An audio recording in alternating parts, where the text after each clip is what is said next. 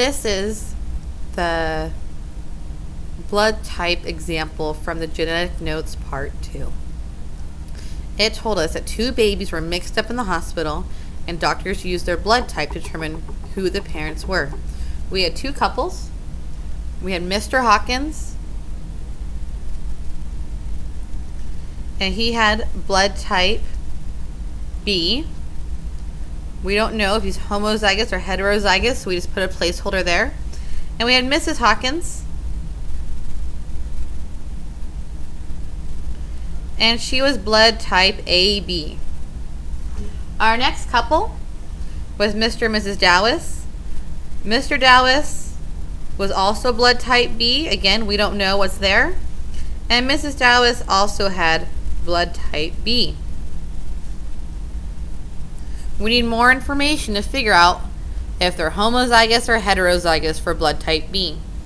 Our 2 children, okay, we had child number 1, and he or she had blood type O. O is recessive, so we know that they are 2 O's because it's a recessive trait. It's the only way we get O. And we have child number 2. Child number 2 has blood type A. Again, I need more information to find out if they are AA or AO. So if you use a Punnett square with what we know,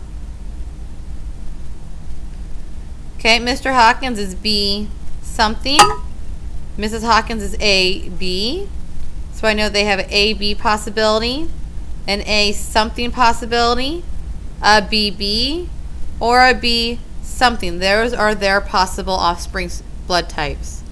Mr. and Mrs. Dowis,